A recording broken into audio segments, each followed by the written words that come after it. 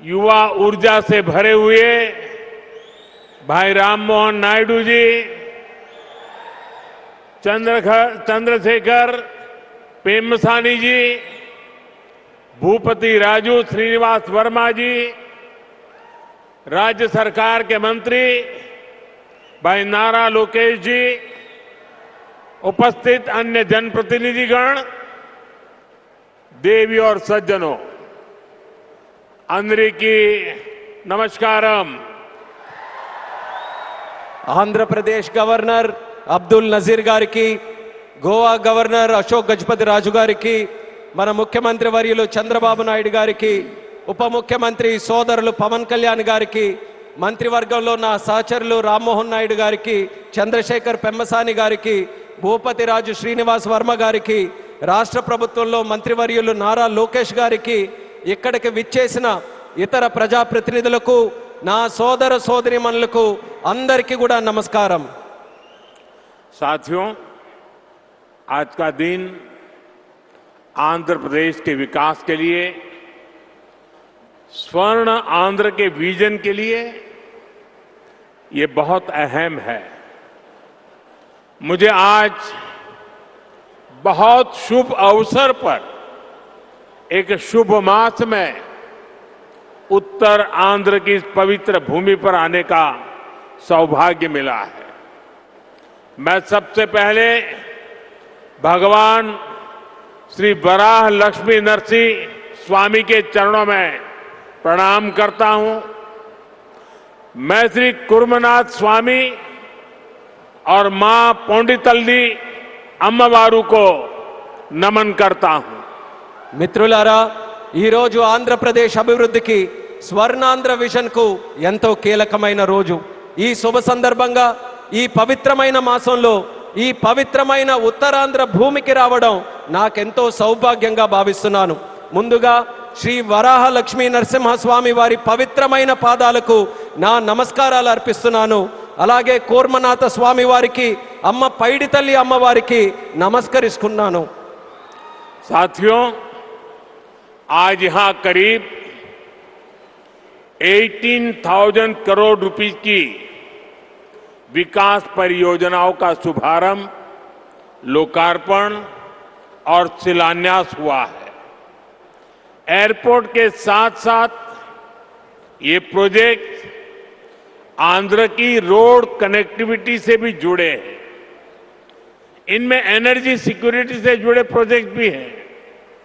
ये विकास कार्य इस बात के प्रतीक है कि इस समय आंध्र की स्पीड से आगे बढ़ रहा है।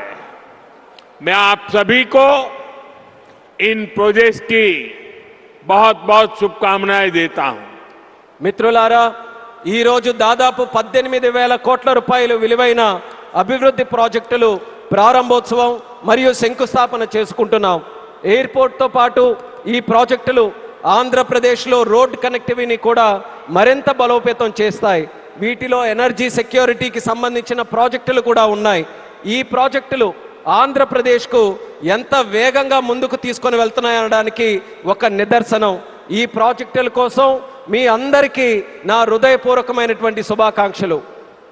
साथियों, आज का ये आयोजन नया इतिहास, नए रिकॉर्ड इसे रचने का भी है। आज एक और विकास के नए रिकॉर्ड बन रहे हैं, तो साथ ही ढीमसा डांस का सांस्कृतिक रिकॉर्ड भी रचा गया है। और ये चंद्रबाबू की विशेषता है कि उन्होंने 2 क्षितिजों को छुआ है। एक तरफ ऊंची आसमान को छूने वाली व्यवस्था, एयरपोर्ट का निर्माण, और दूसरी तरफ मेरे यहां के आदिवासी बहनों के द्वारा ढीमसा नृत्य का विश्व रिकॉर्ड बनाना। मैं चंद्रबाबू के इस विजन को विशेष रूप से सराहना करता हूं। మిత్రులారా, ఈ రోజు ఒక కొత్త చరిత్ర, ఒక కొత్త రికార్డును సృష్టించిన రోజు కూడా। ఒకవైపు అభివృద్ధిలో కొత్త రికార్డులు నమోదవుతున్నాయి, మరోవైపు దింసా నృత్యం కూడా ఒక సాంస్కృతిక రికార్డును సృష్టించింది. ఇది చంద్రబాబు నాయుడు గారి విశిష్టత అనేది నేను తెలియజేస్తున్నాను. ఈరోజు చంద్రబాబు నాయుడు గారు ఒక 2 అంశాలని టచ్ చేశారు. ఒకటి నింగిని ఆకాశాన్ని అంటే ఎయిర్పోర్ట్ అయితే, మరొకటి గిరిజనుల సోదర సోదరీమణులతో ఈరోజు దింసా నృత్యంతో ఒక రికార్డు సృష్టించారు. ఇది చంద్రబాబు నాయుడు గారి విజన్. దీనికి నేను హృదయపూర్వకమైనటువంటి అభినందనలు తెలియజేస్తున్నాను.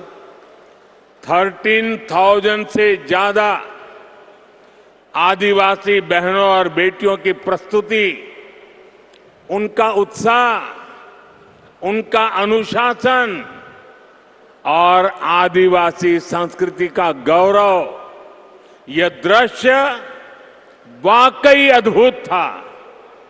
इसमें देश की विविधता की झलक भी थी और पीढ़ी दर पीढ़ी सहेज कर रखी गई जनजातीय विरासत भी थी. मैं इस प्रस्तुति के लिए आप सभी का और विशेष रूप से मेरी आदिवासी बहनों और बेटियों का बहुत बहुत अभिनंदन करता हूं. 13,000 మందికి పైగా గిరిజన పిల్లలు మరియు సోదరిమణుల తాలూకా ప్రదర్శన, వారి ఉత్సాహం, వారి క్రమశిక్షణ మన గిరిజన సంస్కృతికి సంబంధించిన ఒక గౌరవం. ఈ దృశ్యం నిజంగా అద్భుతంగా అనిపించింది. దీనిలో మన దేశం తాలూకా వైవిధ్యత కనిపించింది. అలాగే తరతరాలుగా సంరక్షించబడిన గిరిజన వారసత్వం కూడా ప్రతిబింబించింది. ఈ అద్భుతమైన ప్రదర్శనకు మన గిరిజన పిల్లలకు, సోదరిమణులకు, అలాగే ఇక్కడ ఉన్న అందరికీ కూడా నా హృదయపూర్వక అభినందనలు తెలియజేస్తున్నాను. साथियों, ये धरती अल्लूरी सीताराम राजू की धरती है. अल्लूरी सीताराम राजू जी ने जिस धरती पर आदिवासी हितों के लिए अपना जीवन समर्पित किया, आज उसी धरती पर आंध्र प्रदेश के एक नए एयरपोर्ट की शुरुआत हो रही है. ये एयरपोर्ट आंध्र और उत्तर आंध्र की ग्रोथ का रनवे है. ये आंध्र के युवाओं के बेहतर भविष्य का लॉन्च पैड है. मैं आंध्र प्रदेश के लोगों को, देश के लोगों को बहुत बहुत बधाई देता हूं. మిత్రులారా, ఈ నేల అల్లూరి సీతారామరాజు గారి నేల. అల్లూరి సీతారామరాజు గారు ఈ గిరిజన హక్కుల కోసం తన జీవితాన్ని అంకితం చేశారో ఆ పవిత్రమైన భూమిపైనే ఈరోజు ఆంధ్రప్రదేశ్కు ఒక కొత్త ఎయిర్పోర్ట్ ప్రారంభమవుతుంది. ఈ ఎయిర్పోర్ట్ ఆంధ్రప్రదేశ్, ముఖ్యంగా ఉత్తరాంధ్ర అభివృద్ధికి ఒక కొత్త రన్వేగా పనిచేస్తుంది. ఇది ఆంధ్ర యువత యొక్క ఉజ్వల భవిష్యత్తుకు ఒక కొత్త లాంచ్ ప్యాడ్ లా పనిచేస్తుంది. ఈ సందర్భంగా ఆంధ్రప్రదేశ్ ప్రజలకు మరియు దేశ ప్రజలకు నా హృదయపూర్వక అభినందనలు. साथियों, पहले जब एयरपोर्ट बनते थे तो एयरपोर्ट के नाम एक ही परिवार के नाम पर चढ़ जाते थे. हमने इस परंपरा को बदला. हमने अयोध्या में एयरपोर्ट का नाम वाल्मीकि के नाम से जोड़ा. हमने पंजाब में संत रविदास जी के नाम से एयरपोर्ट का नाम जोड़ा.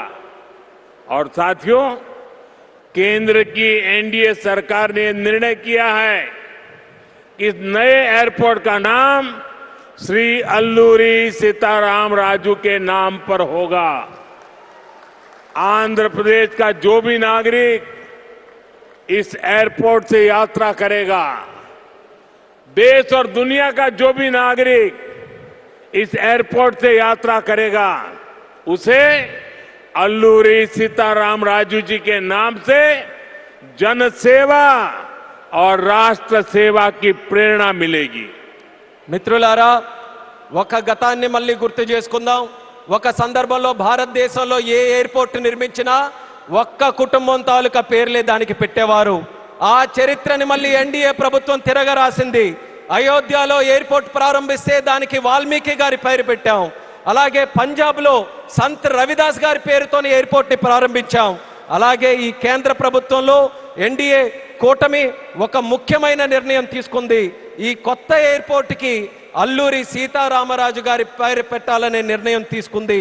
ఈ ఎయిర్పోర్ట్ ద్వారా ప్రయాణించే ప్రతి ఆంధ్రప్రదేశ్ పౌరుడు అల్లూరి సీతారామరాజు గారి పేరుతో ప్రజాసేవకు దేశ సేవకు కూడా స్ఫూర్తి పొందుతారని తెలియజేస్తున్నాను. साथियों, बीते 12 इयर्स में देश के एविएशन सेक्टर ने असाधारण प्रगति की है। 2014 तक देश में केवल 74 एयरपोर्ट ऑपरेशनल थे। आज ये संख्या 166 है। एक समय था जब हवाई उड़ानें सिर्फ बड़े शहरों तक सीमित थी। एनडीए सरकार में आज छोटे शहर के साधारण लोग भी फ्लाइट से आ जा रहे हैं। మిత్రులారా, గత 12 సంవత్సరాల్లో దేశంలో విమానయాన రంగం ఒక అసాధారణమైన పురోగతిని సాధించింది. 2014 వరకు దేశంలో కేవలం 74 ఎయిర్పోర్ట్లు ఆపరేషనల్ గా ఉంటే ఈ రోజు ఆ సంఖ్య పెరిగి 166 ఎయిర్పోర్ట్లకి చేరుకుంది. ఒకప్పుడు విమానాశ్రయాలు, విమాన ప్రయాణాలు పెద్ద నగరాలకే పరిమితమయ్యేవి. ఈ రోజు ఎన్డీఏ ప్రభుత్వంలో చిన్న పట్టణాల నుంచి సాధారణ ప్రజలు కూడా విమానాల్లో ప్రయాణిస్తున్నారని తెలియజేస్తున్నాను. 12 इयर्स में सिर्फ एयरपोर्ट की संख्या ही नहीं बढ़ी है। हमारी उड़ान योजना के कारण आज गरीब परिवार के लोगों को भी जहाज में बैठने का अवसर मिल रहा है। इस योजना ने गरीब से गरीब को अपना सपना पूरा करने में मदद की है। कुछ दिन पहले ही सरकार ने उड़ान योजना के दूसरे फेज की शुरुआत की है। इस पर भी 29,000 करोड़ रुपीज खर्च किए जाएंगे। మిత్రులారా, ఈ 12 సంవత్సరాల్లో కేవలం ఎయిర్పోర్ట్ తాలూకా సంఖ్య మాత్రమే పెరగలేదు. మన ఉడాన్ పథకం వల్ల పేద కుటుంబాలకు చెందిన ప్రజలు కూడా మొదటిసారి విమానంలో ప్రయాణించే అవకాశం వాళ్ళందరూ పొందారు. ఈ పథకం అత్యంత పేదవారికి తమ కలలు నిజం చేసుకునే అవకాశం కూడా కల్పించింది. కొద్ది రోజుల క్రితమే కేంద్ర ప్రభుత్వం ఉడాన్ పథకం తాలూకా ఫేజ్ 2ని కూడా ప్రారంభించింది. దీని ద్వారా దేశంలో 29,000 కోట్ల రూపాయలు ఖర్చు చేయబోతుందని తెలియజేస్తున్నాను. साथियों, एविएशन सेक्टर में देश ने एक और बड़ा माइलस्टोन हासिल किया है। कुछ ही दिन पहले काशी में जिस स्पोक एयरपोर्ट मॉडल का शुभारंभ हुआ, आज वही मॉडल पंजाब के अमृतसर तक पहुंच गया है। इससे अमृतसर से 25 से ज्यादा इंटरनेशनल डेस्टिनेशन जुड़ जाएंगे। मैं इस उपलब्धि के लिए आंध्र की इस धरती से पंजाब के लोगों को भी बधाई देता हूं। साथियों, हमारे आंध्र प्रदेश के पास हमेशा से विकसित भारत का ग्रोथ इंजन बनने का सामर्थ्य रहा है। आंध्र प्रदेश के विकास के लिए हमारे प्रयास डबल इंजन की स्पीड से आगे बढ़े। इसके लिए मैंने आंध्र के लोगों से डबल इंजन सरकार का आशीर्वाद मांगा था और आज चंद्रबाबू नायडू जी के नेतृत्व में, पवन कल्याण जी के नेतृत्व में एनडीए की पूरी टीम आंध्र प्रदेश के लिए डबल स्पीड से काम कर रही है। మిత్రులారా, విమానయాన రంగంలో దేశంలో మరో పెద్ద మైలురాయిని మనం సాధించాం. కొద్ది రోజుల క్రితమే కాశీలో ప్రారంభమైన స్పోక్ ఎయిర్పోర్ట్ మోడల్ ఈ రోజు పంజాబ్లోని అమృత్సర్ వరకు కూడా విస్తరించింది. దీంతో అమృత్సర్లో 25కి పైగా అంతర్జాతీయ గమ్యాలకు నేరుగా కనెక్ట్ అవ్వడానికి అవకాశం కలిగింది. ఈ విజయానికి ఆంధ్రప్రదేశ్ నేల నుంచే పంజాబ్ ప్రజలకు కూడా నా హృదయపూర్వక అభినందనలు తెలియజేస్తున్నాను. అలాగే మిత్రులారా, వికసిత్ భారత్ నిర్మాణంలో ఆంధ్రప్రదేశ్ ఎప్పుడూ కూడా ఒక గ్రోత్ ఇంజిన్ గా నిలిచే సామర్థ్యం కలిగి ఉంది. ఆంధ్రప్రదేశ్ అభివృద్ధి కోసం డబుల్ ఇంజిన్ వేగంతో మా ప్రయత్నం ముందుకు సాగాలని నేను ఆంధ్ర రాష్ట్ర ప్రజలకు డబుల్ ఇంజిన్ ప్రభుత్వం కోసం ఆశీర్వాదాన్ని నేను కోరాను. ఈ రోజు చంద్రబాబు నాయుడు గారి నాయకత్వంలో, పవన్ కళ్యాణ్ గారి నాయకత్వంలో ఎన్డీఏ టీం మొత్తం ఆంధ్రప్రదేశ్ అభివృద్ధి కోసం డబుల్ వేగంతో పనిచేస్తుందని గర్వంగా తెలియజేస్తున్నాను. साथियों, आज देश ब्लू इकोनॉमी को लगातार मजबूत कर रहा है। हमारा विजन है कि पूरा क्षेत्र कोस्टल इकोनॉमिक कॉरिडोर के रूप में विकसित हो। इसी लक्ष्य के साथ विशाखापट्टनम से कृष्णापट्टनम तक हमारे पुराने पोर्ट्स को आधुनिक रूप दिया जा रहा है। इसके अलावा मुलापेटा और रामायापट्टनम में हम नए पोर्ट भी बना रहे हैं। మిత్రులారా, ఈ రోజు దేశం బ్లూ ఎకానమీని నిరంతరం బలోపేతం చేస్తుంది. మా విజన్ ఈ మొత్తం ప్రాంతాన్ని ఒక కోస్టల్ ఎకనామిక్ కారిడార్గా అభివృద్ధి చేయడం. ఈ లక్ష్యంతో విశాఖపట్నం నుంచి కృష్ణపట్నం వరకు మన పాత పోర్ట్స్ అన్నిటినీ కూడా ఆధునీకరిస్తున్నాం. అదే సమయంలో మూలపేట మరియు రామయ్యపట్నంలో కొత్త పోర్ట్స్ ని కూడా మనం నిర్మించబోతున్నాం.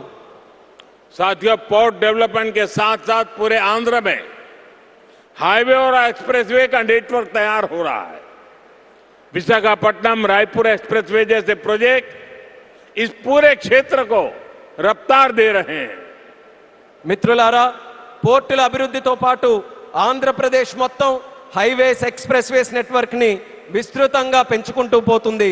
విశాఖపట్నం రాయ్పూర్ ఎక్స్ప్రెస్ వే వంటి ప్రాజెక్టులు ఈ ప్రాంతానికి సరికొత్త వేగాన్ని అందిస్తున్నాయి.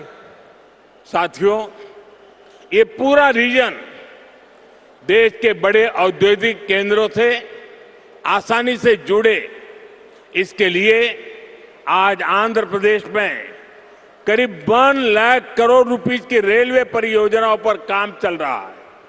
राज्य के पूरे रेल नेटवर्क का इलेक्ट्रिफिकेशन हो चुका है. यहां 70 से ज्यादा रेलवे स्टेशनों को भी आधुनिक बनाया जा रहा है. మిత్రులారా, ఈ ప్రాంతం మొత్తం దేశంలోని ప్రధాన పారిశ్రామిక కేంద్రాలతో మరింత సులభంగా అనుసంధానం అవ్వడానికి ఈ రోజు ఆంధ్రప్రదేశ్లో దాదాపు 1,00,000 కోట్ల రూపాయలు విలువైన రైల్వే ప్రాజెక్ట్స్ తాలూకా పనులు కూడా జరుగుతున్నాయి. రాష్ట్రంలో రైల్వే నెట్వర్క్ అంతా ఇప్పటికీ పూర్తిగా ఎలక్ట్రిఫికేషన్ అయ్యింది. అదే విధంగా 70కి పైగా రైల్వే స్టేషన్లు కూడా ఆధునీకరిస్తున్నాం. साथियों, आज इस क्षेत्र के विकास में पीएम गति शक्ति नेशनल मास्टर प्लान भी बड़ी भूमिका निभा रहा है. पीएम गति शक्ति के माध्यम से इस पूरे क्षेत्र में रेल, पोर्ट और एयरपोर्ट को एक साथ जोड़ा जा रहा है. जब यहां ये आधुनिक लॉजिस्टिक नेटवर्क तैयार हो जाएगा तो उद्योगों को बेहतर कनेक्टिविटी मिलेगी, किसानों को फायदा होगा और ईज ऑफ डूइंग बिजनेस भी बढ़ेगा. మిత్రులారా, ఈ ప్రాంత అభివృద్ధితో పిఎం గతి శక్తి నేషనల్ మాస్టర్ ప్లాన్ కూడా కీలక పాత్ర పోషిస్తుంది.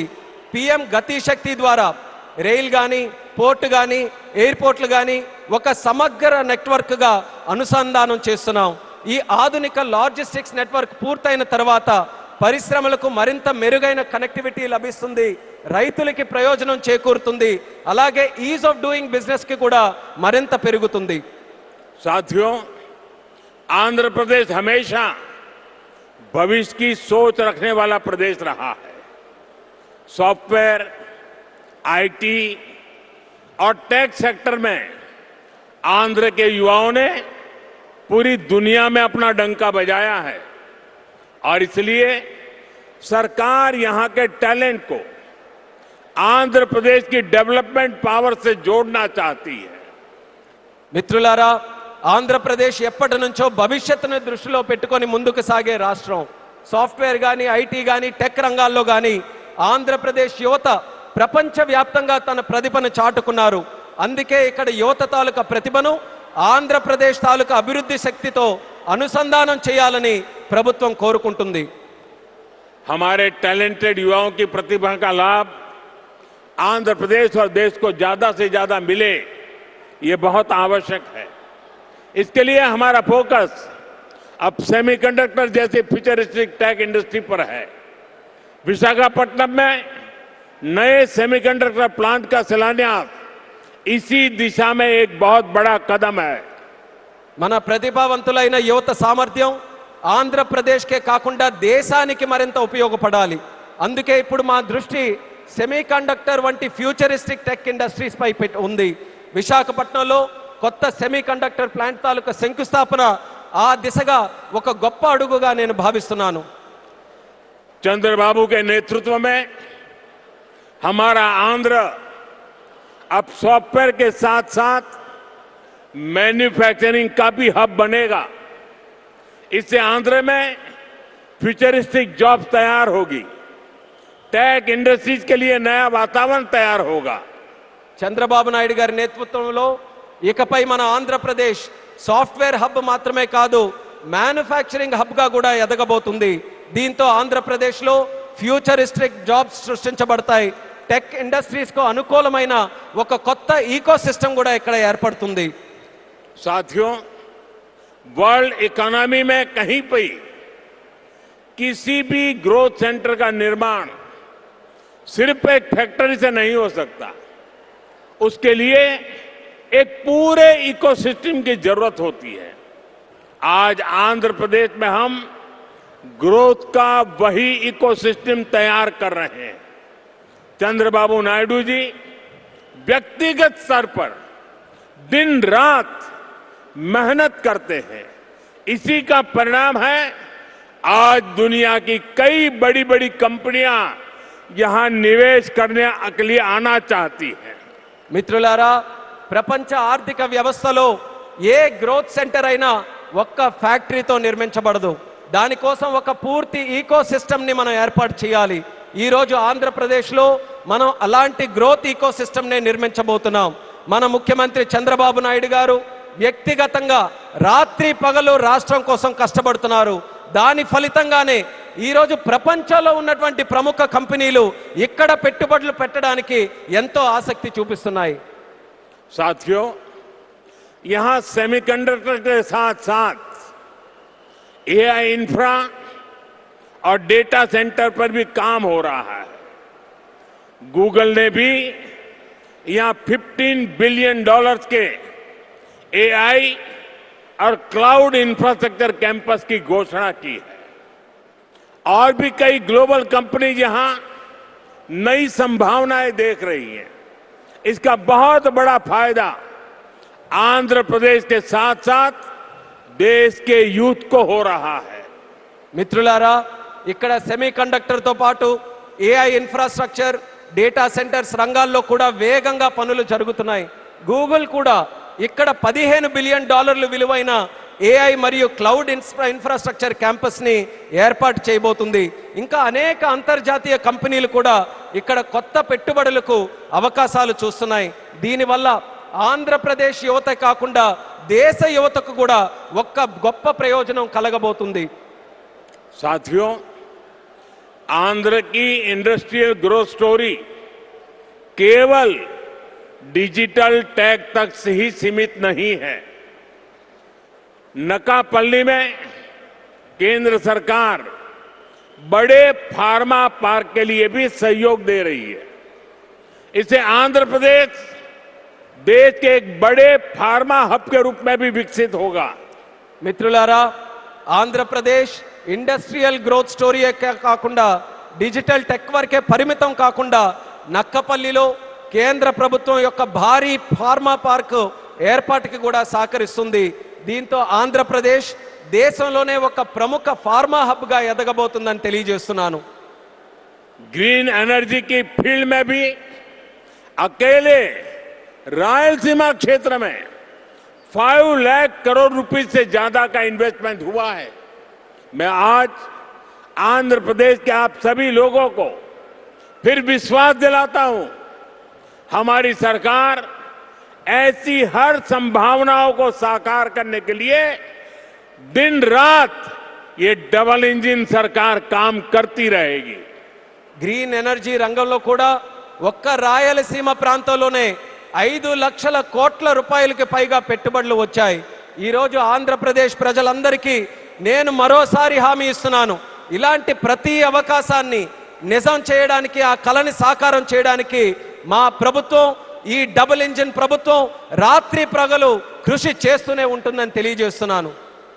साथियों, आज आंध्र प्रदेश में हर सेक्टर में किस स्पीड से काम हो रहा है, इसका अंदाजा आप इस बात से लगा सकते हैं कि पिछले 3 यात्राओं में ही मैंने 2 लाख करोड़ रुपीस के प्रोजेक्ट का शुभारंभ यहां किया है। మిత్రులారా ఈరోజు ఆంధ్రప్రదేశ్లో ప్రతి రంగంలో ఎంత వేగంగా అభివృద్ధి జరుగుతుందో మనం ఒక్కసారి అంచనా వేయాలనంటే ఈ ఒక్క విషయం గమనించండి. నా గత 3 పర్యటనల్లో 2 లక్షల కోట్ల విలువైన ప్రాజెక్టులు కోట్ల రూపాయల విలువైన ప్రాజెక్టులు నేను ఎక్కడే ప్రారంభించానని తెలియజేస్తున్నాను. मुझे खुशी है कि आंध्र की इस विकास यात्रा में उत्तर आंध्र भी सशक्त हो रहा है। हम विशाखापट्टनम इकोनॉमिक रीजन वीईआर को देश के बड़े औद्योगिक केंद्र के रूप में विकसित कर रहे हैं।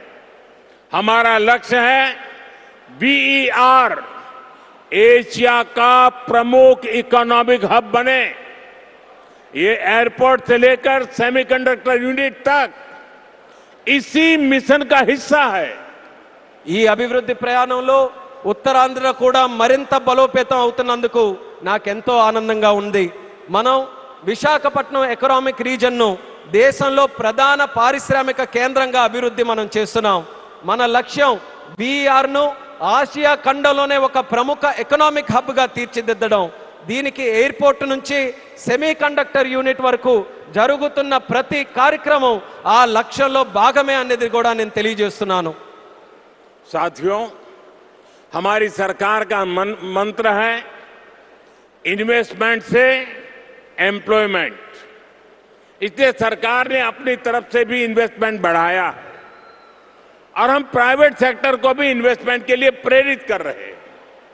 आप भी जानते हैं जब इन्वेस्टमेंट बढ़ता है तो मैन्युफैक्चरिंग बढ़ती है, मैन्युफैक्चरिंग बढ़ती है तो एक्सपोर्ट बढ़ता है, एक्सपोर्ट बढ़ता है तो रोजगार के नए अवसर बनते हैं और रोजगार बढ़ता है तो लोगों की आमदनी बढ़ती है, परिवारों की जिंदगी बेहतर होती है और आंध्र प्रदेश में हम यही होते देख रहे हैं। మిత్రులారా, మా ప్రభుత్వం తాలూకా మంత్రం పెట్టుబడి నుంచి ఉపాధి వరకు. అందుకే ప్రభుత్వం తన వంతుగా కూడా పెట్టుబడులు పెంచుకుంటూ పోతుంది. అదే సమయంలో ప్రైవేట్ సెక్టర్ తాలూకా పెట్టుబడులు కూడా వాళ్ళు ఇంకా ఎక్కువగా పెట్టేలా ప్రోత్సహిస్తుంది. మీ అందరికీ తెలుసు, పెట్టుబడులు పెరిగితే తయారీ రంగం పెరుగుతుంది, తయారీ రంగం పెరిగితే ఎగుమతులు పెరుగుతాయి, ఎగుమతులు పెరిగితే కొత్త ఉద్యోగ అవకాశాలు పెరుగుతాయి, ఈ కొత్త ఉద్యోగ అవకాశాలు పెరిగితే ప్రజల తాలూకా ఆదాయం పెరుగుతుంది. ఆ పెరిగినప్పుడు కుటుంబం తాలూకా జీవితాలు మరింత మెరుగుపడతాయి. ఈ రోజు మన ఆంధ్రప్రదేశ్లో ఈ మార్పుని మనం కల్లారా చూస్తున్నాం. साथियों, मुझे पूरा विश्वास है आज यहां जितने भी प्रोजेक्ट की शुरुआत हुई है, जिनकी नींव रखी गई है, वो सारे प्रोजेक्ट स्वर्ण आंध्रा और विकसित भारत के संकल्प को पूरा करने में बहुत बड़ा योगदान देंगे। चंद्रबाबू जी के नेतृत्व में आंध्र प्रदेश विकसित भारत के सपने को पूरा करने के लिए एक बहुत बड़ा ऊर्जा स्रोत बन रहा है। मैं एक बार फिर इन सभी परियोजनाओं के लिए आंध्र प्रदेश के लोगों को बहुत बहुत बधाई देता हूं। बहुत बहुत धन्यवाद। మిత్రులారా, ఈ రోజు ప్రారంభమైన శంకుస్థాపన జరిగిన ప్రతి ప్రాజెక్టు కూడా స్వర్ణాంధ్ర మరియు వికసిత్ భారత్ సంకల్పాలను సాకారం చేయడంలో ఎంతో గొప్ప పాత్ర పోషిస్తుందనే నమ్మకం నాకుంది. మరి చంద్రబాబు నాయుడు గారి తాలూకా నేతృత్వంలో ఆంధ్రప్రదేశ్ రాష్ట్రం వికసిత్ భారత్ విజన్కు ఒక పెద్ద శక్తిగా ఉజ్వలిస్తుంది. మరోసారి ఈ అన్ని ప్రాజెక్టుల సందర్భంగా ఆంధ్రప్రదేశ్ ప్రజలందరికీ నా హృదయపూర్వక అభినందనలు, అలాగే ఇక్కడికి విచ్చేసిన సోదర సోదరీమణులకి నా హృదయపూర్వక ధన్యవాదాలు తెలియజేసుకుంటూ నమస్కరిస్తున్నాను. भारत माता की जय, भारत माता की जय, भारत माता की जय. बहुत बहुत धन्यवाद. మరిన్ని అప్డేట్స్ కోసం ఛానల్ ను సబ్స్క్రైబ్ చేయండి. నోటిఫికేషన్స్ కోసం బెల్ ఐకాన్ పై క్లిక్ చేయండి.